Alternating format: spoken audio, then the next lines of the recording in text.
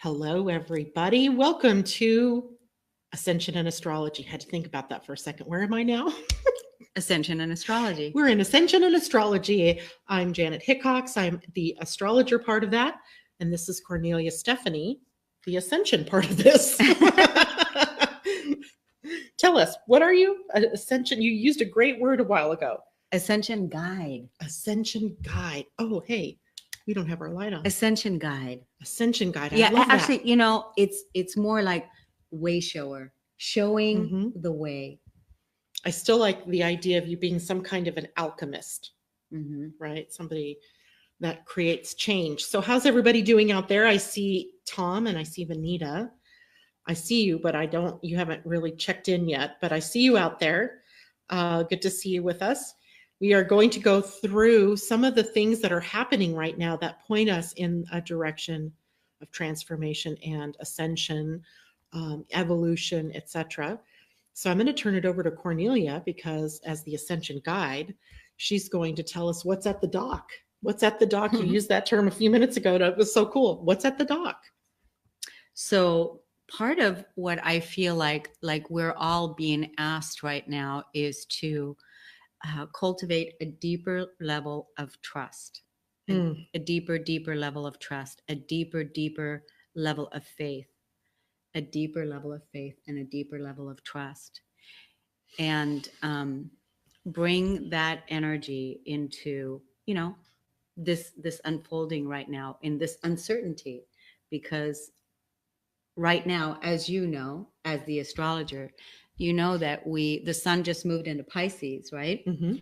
Yep. So the sun just moved into Pisces, and so the water, we're like in water, right? Yeah, we're totally in water, and we don't have our footing, and we are swimming, right? We're swimming. Have you ever watched that show? No. Dory, the little fish from, I don't know. You don't have grandkids. No. So, but just we're in that energy. And so being able to really, again, everything is happening on the inside of our bodies, on the inside of our physical bodies. And because our bodies are made of 80% water. So here we are learning how to, again, develop a deeper level of trust where we are now, because there's just so much unveiling taking place. So much has revealed itself, wouldn't you say, over the last couple of weeks? Yes, with this Virgo full moon also. I would say that, but there's still this element of fire. We were just talking about rebellion, right? How we both have been sort of rebelling against different things, but sort of the same kinds of things, and that's very much fire. And then you put us in water, and it almost gets more frustrating because it's like treading water. If you ever tried to swim, run, right? You have to completely rearrange the way you do things in the water to get where you want to go. And that's kind of what I'm feeling now too, is that that slowing down, that steam being created by fire and water. Yeah. And again, it's like taking a step back, and what is it really about for you? So rather than reacting, right? Like reacting. Like I want to? Yeah. Like reacting, like going off on somebody, taking a step back and really looking at what is it about for you, and knowing that you can't lose. That the only thing you really have to do is just speak your truth and speak your mind, speak your truth and speak your mind, speak your heart, speak up for yourself, and also trust that what you're saying, that you have a right to stand up for yourself, that you have a right to speak up for yourself, that what you're saying, you're not going to lose by doing so. You know what I mean? Yes, I do. Easier said than done, though. It is easier said than done, but that's part of our mastery. That's part of the mastery of work that we're in right now. And, we're up for it.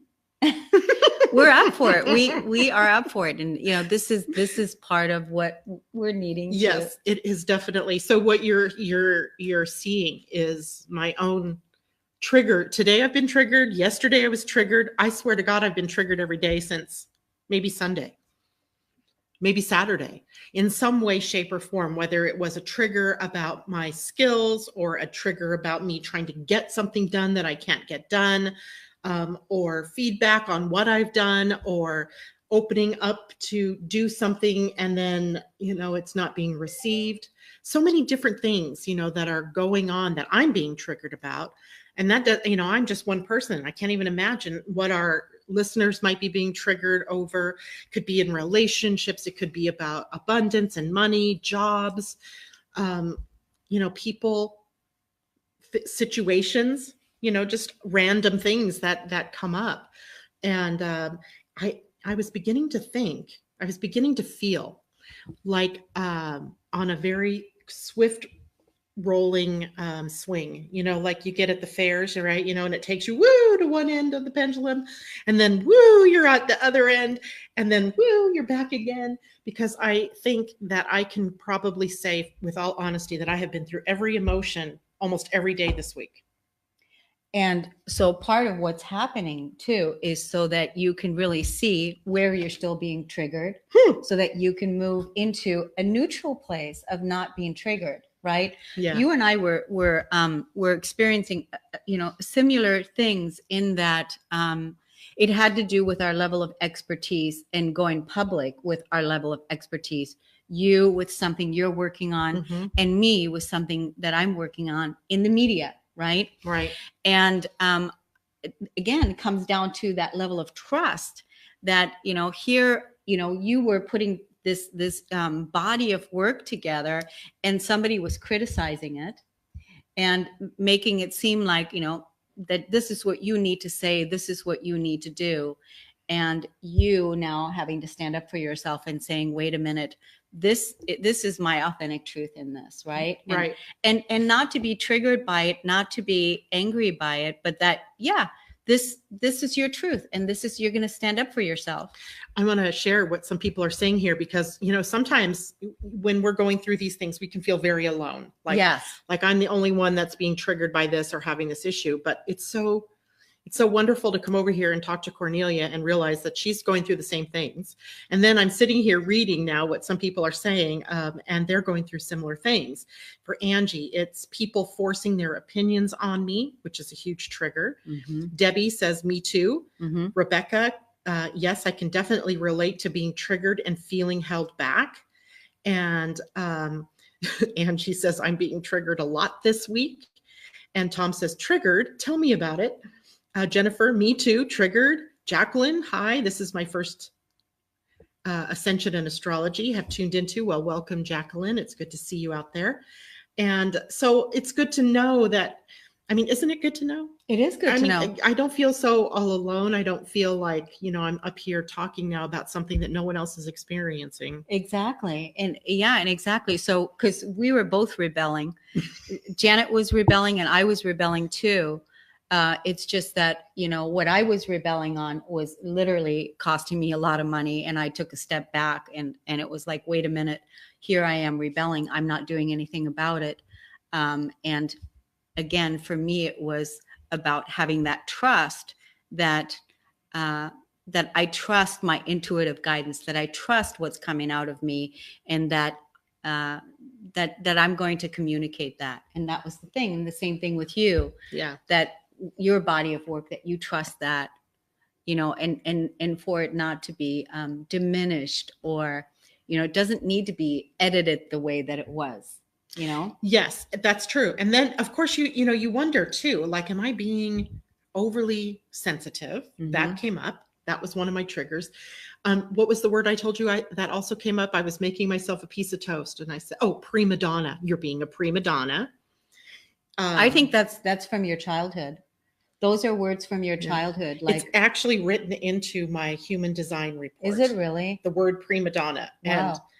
And I mean, yeah. It's you standing up for yourself. Right. Is the thing. Maybe, what is a prima donna? It could be positive, right? It doesn't have to be negative. It could be me standing my ground and saying, okay, but this is how it's going to be. Yeah. No prima donna negative there. It's all about, me really taking that and, standing my ground with something. But it's hard. It is hard. And I know it's a wound. We were going to talk about Chiron today a bit. And also, human design this week is really lighting up a bunch of things.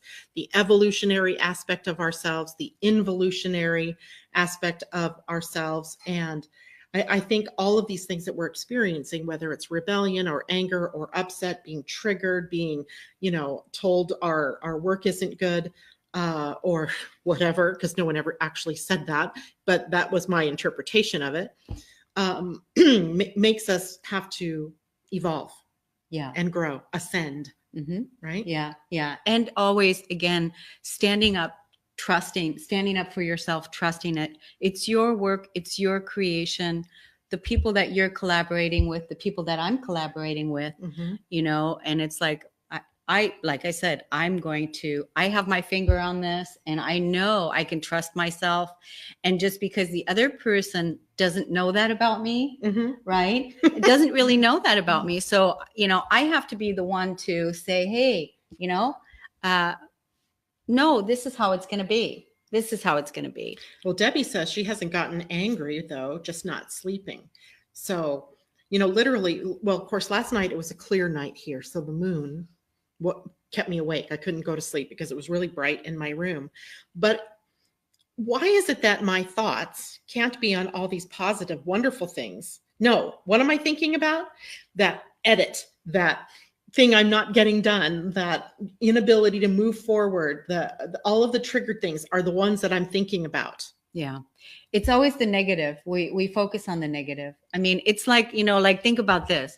So it's your birthday and you've got, all these people that are wishing you happy birthday. And it's that one person that didn't wish you a happy birthday. You focus on that, and then you feel bad about that. It's kind of like that, right? It's like we focus on the negative.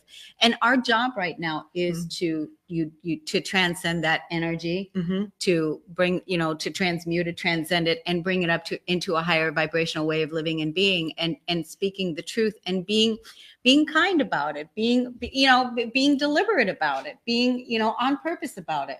And being authentic. Exactly. Right. That when you and I were talking earlier this afternoon, or I guess it was this morning, who knows now, about what we were going to talk about today, you were very clear that you experience things and you can't be the only one, right? You're experiencing it. And as an ascension guide, it is your job then to bring it up, to bring it out, and then to not only move yourself through it, but also then working with other people to move through. Yeah. And part of what I was feeling is, again, is moving into a deeper level of trust that we have to, demonstrate faith, that we have to demonstrate trust, because so many of us are going through so many changes. On the astrological scene, what is it? Chiron moved into Aries, right? And that was palpable, that shift. You could really feel that. Oh, I had people that next morning, they were like, one woman that had tuned in, she literally was fine one moment, and the next moment she was vomiting, and then got through that. And then she was fine the rest of the day. Not like she was sick. It just happened spontaneously.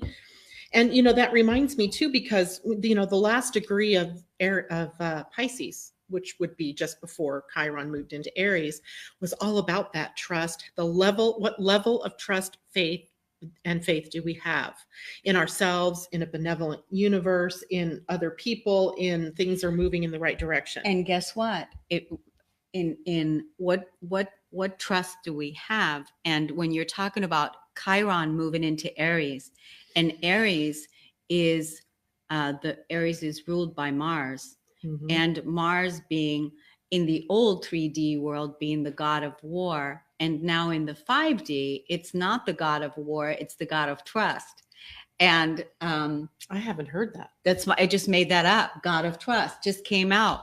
So no wonder I haven't heard that yet. Yeah, God of trust. So it's like, and when you think about it, that's the action of faith that we have to live, because part of Chiron and Aries is healing our masculine energies, is healing that old masculine energy of the negativity, of going to war, of going to anger, of going into all of those places. It's healing that masculine energy.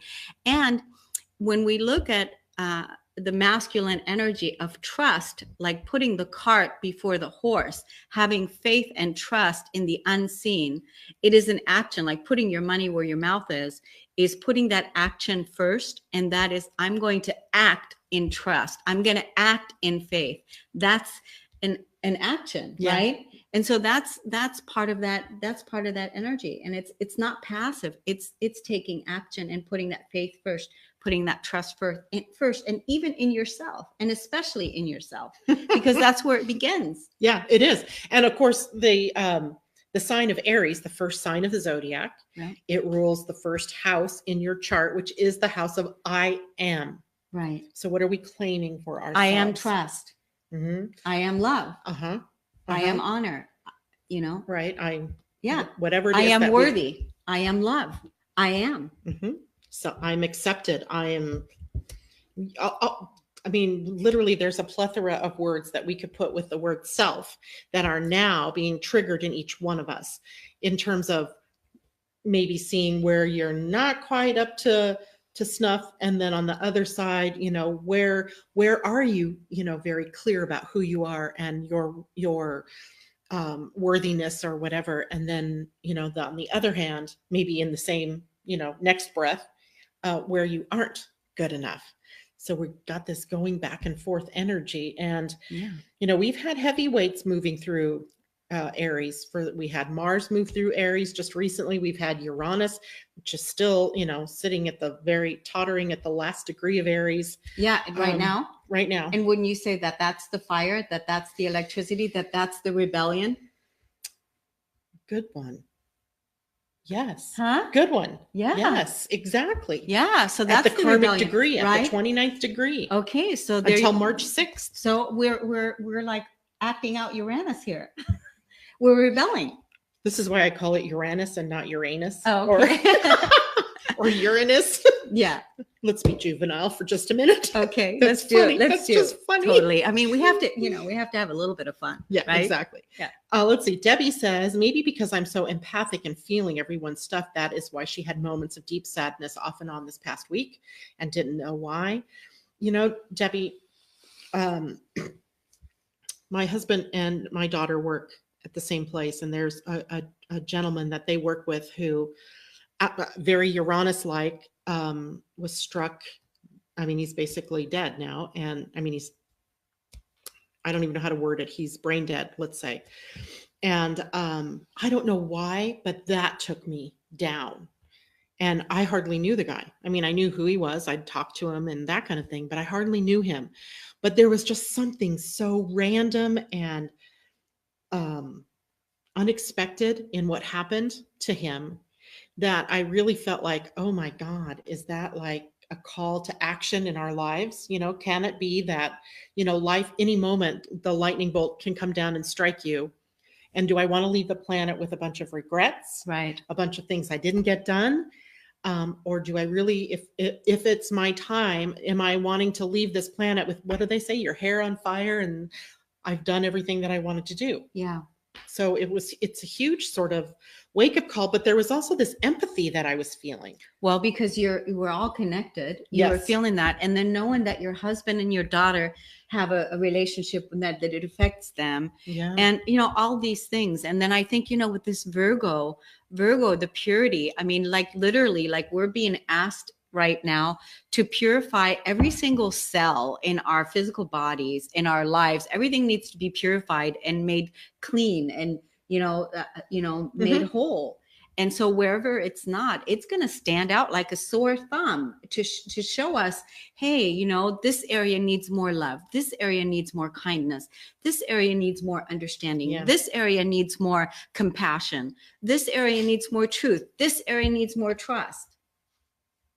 Right? Definitely. So I always describe Virgo energy, like when Jupiter went through Virgo, it was a process of us finding all the pieces of ourselves that were littered in the past, littered, you know, right here in this now, that we haven't claimed, that we haven't made ourselves whole with. Even if it's a bad experience in the past, it's still a part of who you've been and who you are now, and is something that you need to, you know, come back to. or Yeah. bring back to yourself in the interest of being whole. And realizing that even if you perpetrated something that on someone else that was hurtful, or that you yourself have been hurt, or any of the number of shadows, Yeah. that we deal with, that it's all a part of your experience, and it's all worthy of being brought into one perfect whole. Yeah. Does that make sense to everybody? To you? Yeah. What I'm trying to say? So this full moon in Virgo was really highlighting to us perhaps the parts of ourselves that we haven't quite squared with, that we Absolutely. haven't been feeling really good about, or maybe it is the kind of clarion call about what comes next. And I was feeling tremendous fears in the collective. Like there was, collective different fears that were up, that it's like, wow, all this uncertainty, all the, it's almost like, just this uncertainty. We really don't know what's going to happen. We can't really predict what's going to happen. It's like, we just have to be in this state of trust and love and honor, and trust that these waves are that we're going to ride these waves, that we're going to ride them and not be pushed over by them. Right. So it's been an interesting week. It's just been pretty intense, to say the least. And I think people are probably, I know a woman on the morning show yesterday, she shared a dream that she had that was so powerful. She was in a cave, and I'm paraphrasing here. So Kathy, if you're listening, you can chime in and tell us if I've got this totally wrong. But in one part of the dream, she was moving through into a desert, and there were all these snakes around her. And then in the very next scene, she was in the exact opposite environment. She was in the green of a jungle. And then back into the cave, and then out into the desert, and back into the cave, and then out into the jungle. And I went, wow, that is such a powerful, the snakes were the dead giveaway that we're talking about Chiron. Yeah. And I mean, that's really what's happening on so many levels for all of us, because we're in so many different dimensions all the time as a multidimensional being, right? So there's so many things in the dream state, in the awake state. There's so many things that we're going through. Yeah, tons. So when we look at human design, to me always gives me this window, gene keys, maybe we could even say, because I like to go deeper. I like that contemplative search for what's of real meaning. And the sun and earth this week are in an interesting combination. One, the earth is at the gate 59, which is the most masculine gate. It is all about that fertile energy that goes out into the world and creates. Right? We would think sometimes that the feminine is about the creative energy. Well, it is in some respects, but it's the masculine energy that actually takes it out into the world. That takes those steps. Yeah. So the earth is sitting there challenging us to take steps. And take steps in trust. In trust, right? There is that too. And then the sun at gate 55 is about that intrinsic value that we have as human beings, right? That we don't have to go out and earn our value or our worth, that it comes with us, that there's this abundance through spirit. Yeah. And that energy is about our intrinsic value, and it's in the emotional center. Yeah.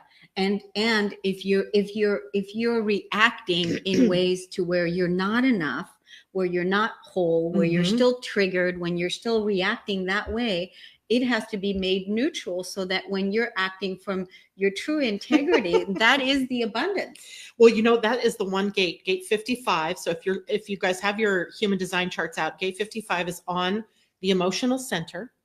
It is the gate that Richard Rudd refers to as our evolution, right? And its key word is freedom. Love it. And its highest expression in the world, once we get to that point, is freedom, like bigger freedom than the freedom of the gift, but it's freedom. Yeah. And then Mercury, our little messenger planet, sitting at gate 22, and gate 22 is the gate of involution. It is also on the emotional center. So both of those, our involution and our evolution. What does involution mean? Evolution is the outer world changes, and involution is the inner world changes. Since Mercury is the communicator, and it's also the divine masculine, I call Mercury the divine masculine, and I call Mars the divine masculine. I call both of them the divine masculine communicator and also the action taker. So both.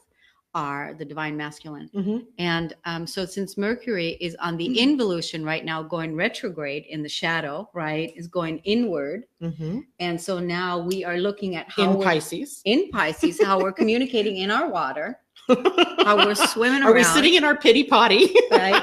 Or And are we swimming? And are we loving ourselves inside? And are Mhm. we communicating with ourselves on the inside, not from the negative standpoint of not enough, but from the positive standpoint, how lovely you are, Right. how much you love yourself, how amazing you are, how gifted you are. Are those the thoughts that you're communicating to your inner water? No.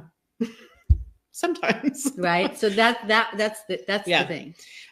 It's so fascinating to see, because this is where we are headed as a planet and as a solar system, as a universe, right? To that loving sort of energy that embraces all, right? That is whole.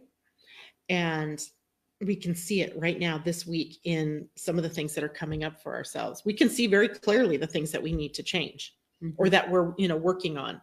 And Chiron, 7 years now, 6 years till 2026. That's 7 years. Yeah. In the sign of Aries, we are going to be working some powerful self-oriented energies for a while. Which means we have to have confidence. We have to have healthy self-confidence, right? We have to have healthy self-acceptance. Yeah. So it's really going to be all about that. And wouldn't you call that, the masculine energy, like where before the masculine energy went to war, and, now it's really going to be like, no, we're going to confidently bring trust. We're going to confidently bring self-acceptance. We're going to confidently bring those areas, right? Because the last, what was it, 9 years, 8 or 9 years, it's been in, Chiron's been in Pisces, and we've had to heal the emotional with body. Neptune, right? With Neptune. I mean, we've literally had to, we've cried our way through the vast ocean. Felt our way, cried our way, cried our way through. Screamed our way, the emotional body. And now what are we going to do for the next 8 years is really be confident. So I think everybody to have a powerful mantra that I accept myself, I trust myself, I accept myself, I honor myself. And then how is that displayed in your actions? Like, what actions are you taking that shows that you do, so that you're putting your money where your mouth is? Like, you're going to press send on that email later, and that's how you're showing your self-confidence. That's how you're showing, and I'm going to have the conversation also. These are the ways, right? How we're going to stand up and say, show that, yes. But we also have to be very conscious of who we are as a collective as well, right? It's not okay to take this energy. I think you'll feel the wound very deeply if you take this energy and you make it selfish. Yeah. Or you make it all about you, right? That prima donna that I was feeling, earlier, maybe that's, making it all about you, because it has to be nested within the other point, which is Libra, which is the we are. That's the reason why it's kind of easy for me, because it's a little bit easy for me because I've got the Aries rising and I've got the Libra sun. She does. So it's a little bit on the 7th house, in the 7th. It's a little bit easy for me. It hasn't been, but this concept, because I'm always thinking of the other first and leaving myself out of the equation, which is totally backwards. Yeah. So now it's like, oh, okay, good. Now we can finally look at this, Debbie. I had crazy dreams all week when I did sleep. Rebecca dreamt I was crucified and have felt this crisis energy since. Oh, yeah. Scary. Yeah. Patricia, oh man, this is so spot on. I found my freedom today. Yay! By deciding to move from the city that I'm living in and back to my hometown.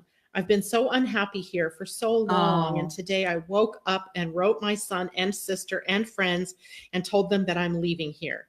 My whole energy shifted and I'm so much happier, even just knowing that I'm leaving and I'm free. Good for you. That's awesome, Patricia. Totally. That is so cool. We support you totally in that Yeah. What a relief. I think sometimes when we make that kind of a decision, it's like we've been waiting to make the decision. And then when we make the decision, it's like, oh, good. Yeah, finally. And it's like, starting a new life. I have somebody like that who recently made a decision, was living in Portland and then wanted to move to St. Louis Obispo. Oh, San Luis Obispo. Yeah. Yeah, in California. Yeah. And is just so happy there once she made the decision, so, and it's just perfect. Sometimes we just have to make that move. I have really fond memories of that town. When I was a kid growing up, there's a long lake right by there, Lake Nacimiento, I think is what it's called. Oh, wow. And what a beautiful place. It is really a good energy there in that town. That's what I hear. That's what I hear. Yeah. So Patricia, good on you, right? Good on you. You're doing it. Actually, good on everybody. Let's just put good and blessings and abundance on everybody. Let's put lots of love and compassion and healing on everybody. It is done. It is done. It is. Yeah. So we have a half an hour still. What do we want to talk about next? Who are you talking to? You. Okay. I think we should just keep going. Okay. We were in the flow. What's next on the agenda? Mm-hmm. We were talking a little bit about healing the masculine energies in all of us, right? Mm-hmm. I think that's a big theme moving forward with Chiron in Aries. Mm-hmm. So I want to take up this energy of rebellion. Okay. Right. Not only because Chiron's in Aries, but because Mars just moved through Aries, because Uranus spent the last 7 years since 2011 in Aries. Right. So that energy of rebellion is it's there. Right. We had how many movements, how many countries during that 7 years changed leadership from autocratic to, different forms of democracy or, self-rule. There were Occupy movements, the Occupy movement. I mean, whether or not these were successful or not, it doesn't really matter. It's that people were up in arms and they were on the move. Yeah. Right. There was this energy of this rebellion, no longer wanting the same old. There's something to be said here about rebellion, but I want to call it mature rebellion or deliberate rebellion. Yeah. Does that make sense? Yeah. Almost conscious. Oh, that's even better. I love that. Conscious rebellion, where we are purposefully setting out to upset and upend the old paradigm. Yeah. Yeah. And if we're going to consciously upend and upset the old paradigm, we have to have something to move to. Mm-hmm. That is what I think becomes revealed to us during this Chiron and Aries. Wow. Right? Where is it that we can pull up our big girl panties, pull up our boots, and really just, empower ourselves to move toward that new paradigm? Yeah. I mean, the areas that you hold back, where your pain points, where you actually hold back or where you withdraw. If you can kind of strategize and know ahead of time, these are the areas where I don't speak up. These are the areas where I pull back. These are the areas and where you can consciously now say, I'm not going to do that. I'm going to do this. Yes. But then you know what else? This just is random, but respecting what other people are going through as well. Totally. So, you just shared the story before we were on air. She was talking about a fight at Walmart you witnessed between what was probably a husband and a wife or boyfriend and a girlfriend. And it was getting rather upsetting. And you thought, I can't let this go. I have to go make sure that she's okay. You cleared out the front seat of your car in case she needed a ride. And I went there and I said, I rolled the window down and I said, can I give you a lift? Do you need a ride? And the woman just literally screamed at me and go, get your nose out of my business. Yeah. No, I don't, and just completely was just like standing up for the guy who was totally in her face like this, and I was like, wow. And okay, she doesn't want my help. So trusting and letting go. Right. Yeah. And I would imagine that we're going to have a lot of those, maybe not exactly like that moment, but moments like that where, we're, especially like in the work that we're doing, and some of you guys out there are doing this kind of work too, where you're trying to bring along a group of people or your friends maybe, or people in your family. You're trying to uplift them and get them to see this pathway forward, and they're resistant, right? Or they don't want to hear. They're like, la, la, la, la, la. Yeah. Right. But there's something about this, and us as, beings that are on the leading edge of ascension. We bring the energy of being the bridge. We bring the energy of curiosity and say, let me try to understand what you're saying. So let me try to understand what you're saying. So like, not just, your way, but let me also try to understand, what you're saying. And even though I may not agree with it, but I'll listen to what it is that you have to say. Did you know that Chiron is considered the bridge, the rainbow bridge between the planet Saturn and the next one out, which is Uranus? So we consider Jupiter, Saturn to be the transpersonal planets, but they're, on the inner side. And then Uranus, Neptune, Chiron, and Pluto, and anything else out there, Ceres, and they're all the outer planets. I have a confession to make. What? I think that I'm in love with Chiron. I think I love Chiron. I really do. I think, I've gotten so intimate with Chiron. It's like, seriously, I think I'm in love with him. You need to, have you watched Hercules? I mean, No. Come on, you've got Liam. Liam, is that his name? Robin's son? Leaf. I mean, he's got to have that movie, Hercules, where Chiron makes an appearance in Hercules. Okay. As the healer. Yeah. But what is Chiron is half man, half horse, right? Correct. So there you go. I feel like I'm in love with Chiron.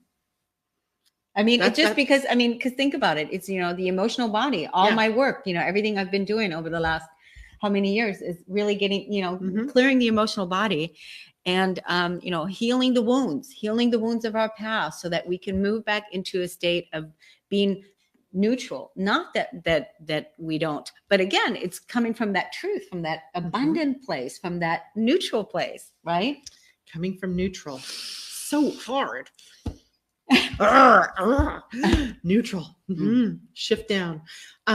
So yes, Chiron, the very first book that ever came to me about astrology was Chiron. Wow. It was Barbara Henklau's book. Oh, Chiron, I love her. Rainbow Bridge. Yeah. Between the inner and outer planets, or something like that. Yeah. And I mean, she makes the case. She's probably one of the first people that did that Chiron, erupting into our consciousness in 1978 really kind of was the harbinger of the inner work that we were going to have to do. Yeah. Right. Up until that time, there was, No, up until that time, everything was kind of easy. We were like, those were the days, the simple days, where we weren't quite as awake. We didn't question. We didn't. No, we our certainly, roles. We didn't question our who consciousness. we were. Certainly, we were like, can walk around unconscious and it's okay, right? Yeah. But I was only 16. You were less than that. So, it didn't, but I distinctly remember what it was that triggered my Chiron. And although at that time, I didn't know that's what it was. So for every one of you, you can backtrack. I mean, if you're younger than, if you were not around in 1978, you were born already with this consciousness with a wound and healing. But for those of us that were born before 1978, my life seemed fairly idyllic until 1978. Yeah. I mean, maybe not perfect. I had lots going on, but yeah, it didn't dawn on me that those were the sources of any pain that I was experiencing in my daily life. Yeah.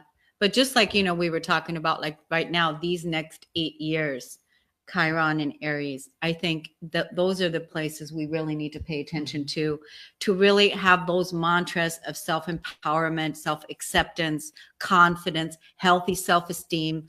It's all the places where we take healthy action, right action. Yeah. Angie's asking a really good question. Why is Chiron called the wounded healer? And she says, oh my God, my channel from Saturn included the Rainbow Bridge. Makes so much sense, right? Angie, perfect. Yeah. And anyway, The reason why Chiron is called the wounded healer, because the mythology of Chiron is that he was a demigod. He was part mortal and part divine. And when he was wounded, he begged the gods to allow him to die because it was so pained and Yeah. it hurt. And he was told, no, you're of divineness, so you don't get to die and move on. You're going to have to stay here and deal with it. And on top of that, find the healing path forward.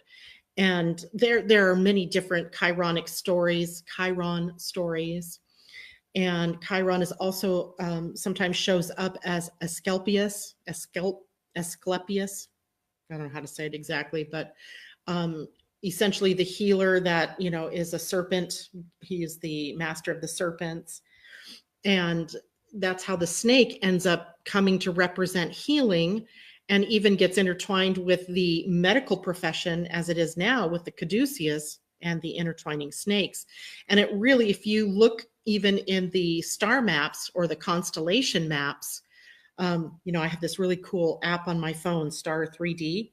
You can look it up and you can see Ophiuchus, which is Chiron, which is Asclepius, and the three of them all represent this pathway to healing from a wound, from a trigger, from something that's happened, is you then consciously creating a pathway forward to heal. Yeah. And then from there, you end up usually after your 50th birthday, because that's when you have your Chiron return, is then you become the healer, and the people that you see in your outer world end up being the ones that are experiencing what you might have had to heal yourself through. And you then become the coach, the guide, the, counselor, the whatever you want, the healer. Yeah. So it's a path. It's an archetype. Yeah, it is. And the point is that we're all, affected by the wounded healer, because we all are healing our wounds from our past, right? And we all have felt it was so painful that we wanted to die, that we didn't want to be here anymore. There's also something else that is interesting about all of that from an astrological standpoint. So I'm going to say it. And if you are in this group of people, don't take it personally. But there was an entire generation, we call them the baby boomers. I refuse to believe I'm a baby boomer, by the way. I think I'm really more Generation X in the way I look at things. But those baby boomers, or the people who were born with Pluto in Leo, they really started to really lay the blame on their childhoods. That's where a lot of inner child work sprung up, right? They looked to their childhood and it was their parents' fault, or the things their parents didn't give to them, the love they didn't receive, or whatever. So they go through the psychological development of the inner child. But what that ends up kind of leading to is Chiron's discovery, right, in the 70s. And now you have to take personal responsibility. Yes, so what? That happened to you, right? Almost everybody in this country in some way, shape, or form has been sexually abused, sexually assaulted. Me too. Abandoned. Me too. Me too. Has been, somehow wounded. And instead of then laying the blame at the foot of your parents or society or whatever, it was about beginning the process of consciously creating healing from within. Yeah. I mean, that was actually when it shifted for me back in the day, when I said, when I pulled the energy off of my mom and said, I'm not gonna point my finger to you anymore. I'm putting it right here because I chose you. And that's because the Pluto in Virgo generation set the template for healing. Yeah. For holistically living. And this is a very broad description. So I mean, if you're out there and you were born with Pluto and Leo, don't get dismayed. That's, you did your work. Yeah. Right? That was your work, was that inner child recognizing that there is something immature within us that we hold on to, that we take with us into adulthood. And then we make decisions and take actions based on that. Yeah. So then Chiron bursts into the play here and, changes the game. Yeah. Right. So, and, think about it. What was it? 1966, 65, 66, and 67, I think, were where Pluto and Uranus were in conjunction. It was the beginning of the civil rights, the whole explosion of, that wound of slavery really coming up and, facing us in, how it is we treat one another from a civil rights standpoint. Women, it was like this next, like all these things, these ingredients were coming together. And then Chiron sort of forcing us now to take responsibility for that. And we are really in a really good place here because Chiron and Aries, this is now the first time in our consciousness of Chiron that we have Aries energy at our fingertips, which is about the new. Which is about the I am, which is about the I am new. It's about being responsible for self. I mean, we're going to deal with all kinds of self-related issues. We'll probably deal with people who are trying to be too dependent versus people who are trying to be too independent. And we have to learn the interdependence. I think one way for people to really find out is to watch and see how they're being treated in their inner circle. That's a good one. That's a great way. Is that however you're being treated, like, are you being too clingy? Are you being, how are the mirrors? Yes. How are the mirrors showing? Because then you can see where the work still needs to be done on the inside. Yes. I my one daughter, Jennifer, she's also like you, right? Rising sign in Aries. And that girl, I mean, from the moment she was born, she was going to do things her way. And it was going to be, I'm going to tie my shoes. I don't need your help. But in the end, it ends up being devastating if you can't reach out when you need help. Yeah. Right. And she, for the longest time, had migraines, and migraines would be a symptom of Aries gone wrong. And, part of that intention and stress is about not reaching out when you need help. Yeah. Right. Not realizing that you don't have to go it alone. Oh, yeah. So they're going to be the people that are in that. Then there's going to be the people at the other end that can't take responsibility or haven't up until this point been able to take responsibility for their own selves. So that's going to be big in the world as well. Well, and the thing about it is we're really not supposed to, at this stage of the game, do things on our own anymore, as far as, doing things alone. Hence you and I doing this show together. It's nice to do, to have your own thing going on, but the collaboration, because with our collaboration and how we show up for each other, how we honor each other, how we support each other, that is how we're, laying down the grid in the new earth, Tom wants to know if you're a generator. If who's a generator? You. Yep. We're both generators. She's a provocateur generator. I like to tell her that. Yeah. She pokes. Hopefully I poke in a good way. Yes. Yeah. Oh, yeah. Provoke is provoking people into the abundance of their spirit. I love that. Right? Yeah. Yeah. So I brought this today because we were going to talk a little bit about abundance. We did a little bit. Gate 55 is the abundance through spirit. So I love this quote by Rick Jarrow, and he calls it the alchemy of abundance. The way of abundance is all too often misconstrued as a shallow sense of getting what one wants, eliminating the negative, or being free from pain. Even the often touted manifestations of your dreams offers a psychological disposition that generally remains fixated around manifestation as the project of me. But the project of me can never be enough, for it does not meet the other. And real living involves meeting. The touch and contact with all of life, the full freedom of non-separation, and the radiance of compassionate ecstasy is what we are inherently hungry for. Ooh, isn't that beautiful? Good stuff. Yeah. That's from the book, maybe The Alchemy of Abundance. Is that the book? I think so. But I pulled that up. Stuff. Yeah. So Tom, just to make it clear, she has a defined throat, so she can speak. He said, if you're a generator, then you needed to wait for an invitation. And I said, the reason I was saying that is because literally she can speak. The thing about it is that here's my Aries rising, and I take all systems with a grain of salt.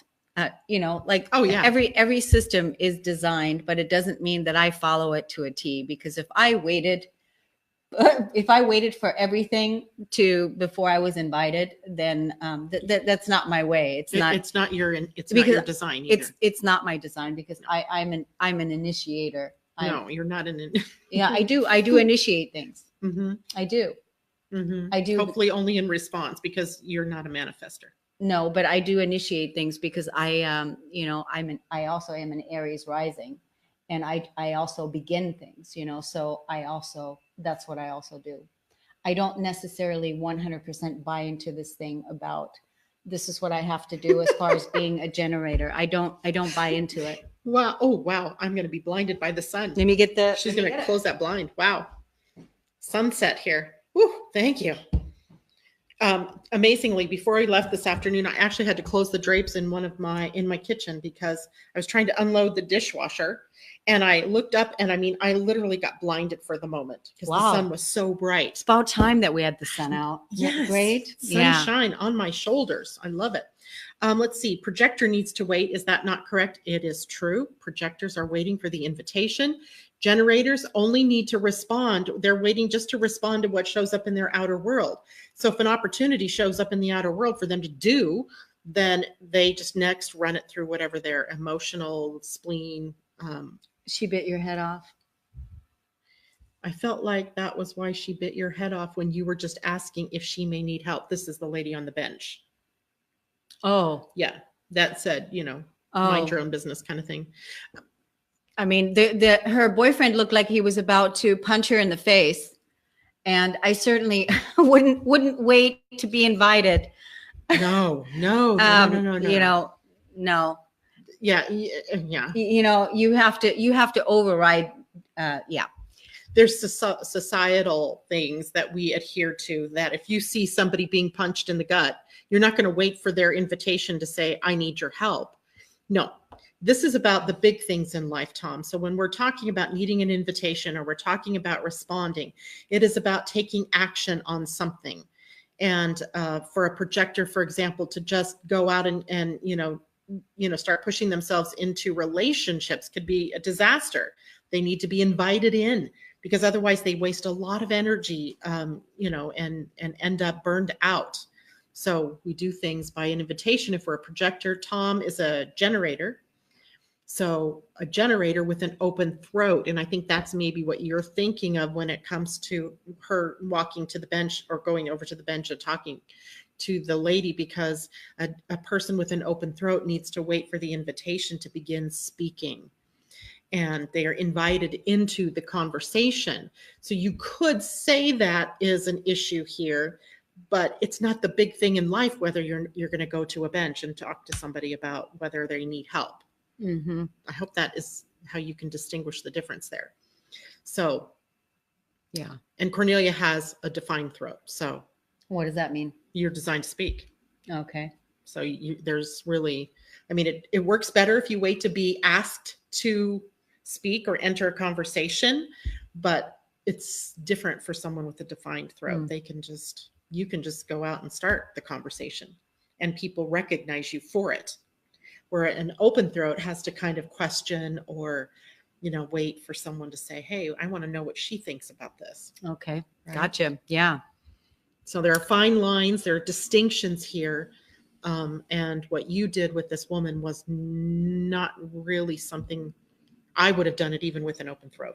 Yeah. If I saw somebody that was being hurt, or possibly needed, saving in some way. Well, it was out in broad daylight, and yeah. What is that? An invite would also be her crying help. Yep, that's true too. But again, it's the big things in life. It's the personal things that you're getting ready to take action on, that you use your human design type and strategy for. It isn't whether you don't evaluate whether you're going to help somebody that looks like they're getting ready to be punched by their boyfriend, based on your human design, right? That you just jump. If it was a child, you're not going to wait for the child to say, oh, please save me from this bus that's about to hit me. You're going to act. So it's common sense, right? The common sense things that we live day to day, we can take action on. But big things, right? If you're going to spend a lot of money, if you're going to spend a lot of time on something, if you're going to get involved in a relationship, if you're going to go to work, if you're going to quit a job, if you're going to quit a relationship, those are big things. If you're going to move cross country, those are the things that you follow your type and your strategy for. Hope that helps. Okay. What else? What is, we've got, oh God, 6 minutes. Wow. Didn't I just say 30 minutes? Yeah, it went by quick. Dang. It's amazing. Yeah. So, oh, hi, Susan. Me too, lovelies. Nice to see you out there. Tom, what is this? Oh, Wounded Healer. crystallinks.com/wounded healer. Might be some explanation more about the Wounded Healer. There are, by the way, more than just the one myth around Chiron, but they are all about wounding and healing. Some of them have him wounded in a different way. Some of them actually take the step and go into the spiritual realm with this. And it just depends on whether you're talking Greek or Roman or what story, what myth we're dealing with. So, yeah. It would be interesting to see if there were characters like that in, say, Norse mythology or in the Mayan mythologies or Chinese mythologies. I bet they all have a character that represents that wound. Yeah. Because it can't just be, just certain.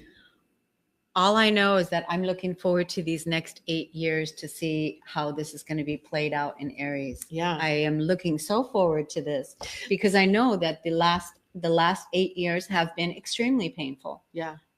And but we as a humanity, we have definitely gone through so much in our evolution. And really, I mean, we didn't just heal this lifetime, we've healed all our lifetimes. Right. Which it's been so huge, Yeah. It's been huge. And there are big, big things happening from an astrological standpoint. As I was reading you that letter earlier, one of the things that I was pointing to is, in this next year, I'm already working on the almanac for 2020. So I was already into this next year. We'll be experiencing something that we haven't experienced in almost 4,000 years. And that is Jupiter and Pluto and Saturn conjunct in Capricorn. Wow. Literally, the last time that happened was 1894 BCE, so before Christ. And that makes it about almost 4,000 years ago now, maybe 39, I don't know, some long time ago, right? A long time ago. And it was interesting because at that point in time, it was the birth of Babylonia, of Babylon. Wow. Right. So you're going way back in time.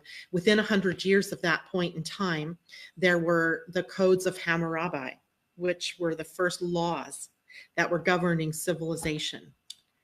So what we are seeing then for ourselves here is the rearranging of the paradigm of the laws that we have held sacrosanct for 4,000 years. Yeah. And now we're making up new ones. Or devising them so that they work for us in an organic way now. In a new paradigm way. Exactly. Yeah, in an ascended which sort is of way. Which is really important, that you stand in your integrity and that you speak your truth and that you, right? That you are your own authority, right? Because otherwise you're going to be listening to what somebody else is talking about. But in a very real way, there's a lot changing. I don't know that it'll be in our lifetimes where we see laws that are changing. I don't know. Things also seem to be sped up. Yeah. So what took 4,000 years to come to a point of deconstruction, changing the laws, changing the paradigm for us now may, be 10 years, 3 years, 5 years, Who knows? I mean, geez. Things can change like in this moment. Yeah. So by the time we get to January and, at the time Babylon was established, or Babylonia, the planets only came together one time. In 2020, they are together for the whole year, off and on. Wow. Right? As one retrogrades, it moves back into it. As another one goes forward, it moves forward into it. And off and on for the whole of the year, we are in this change around laws and the way things have been, the established order being undone, redone, reestablished. Well, we are building a new earth. Broken down and makes put together. Yeah. rebuilt. Yeah, at least we're not wounded. Well, that's the why. That's the why it's so important for us each to do our own work in this wound. Because if we see a world that's in chaos and disintegrating in front of us, as laws change and as structures and forms change, and we are personally hurt by these things, and we're not doing our own healing work, we may literally just go insane with all of the energies that are happening. Yeah. It's been hard for a lot of people to stay on that solid level ground. Which is why the emotional work is the key. Mm-hmm. It's absolutely the key into your own liberation, the emotional work. Patricia hits it here. She says, it seems that the system is being challenged and I think will likely dissolve and be replaced by organic systems. Nice. Yeah. There's something to be said about the understanding of how all things come together and nest within one another and are dependent upon one another. Interdependency being the key word that Chiron, I think, will ultimately be leading us to, right? We can't keep destroying the earth and expect that we're going to be able to have life on this planet. Yeah. I mean, can you imagine? I mean, just the snow this year, that it snowed in Florida, it snowed in Las Vegas, and it snowed in Hawaii. Yes, I saw that video on Facebook. Yeah, of snow in Hawaii. So like, that tells us. Yeah. So things are in flux, things Yeah. are in change, but do your own work.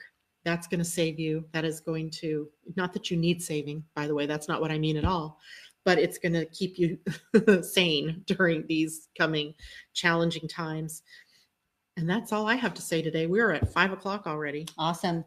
Wonderful show. Yes. Wonderful show. Thank you for letting us be here in your it's environment. wonderful. It's beautiful here.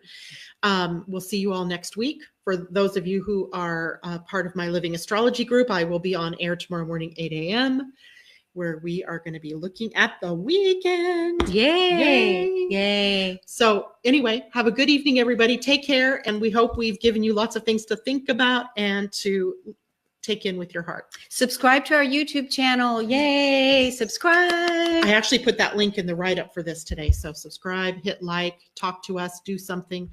And oh yeah, we're still working on prizes and gifts and things like that. Yep, we're going to do it. We are. Yep. All right. Okay. Bye, everybody. Take care. Bye.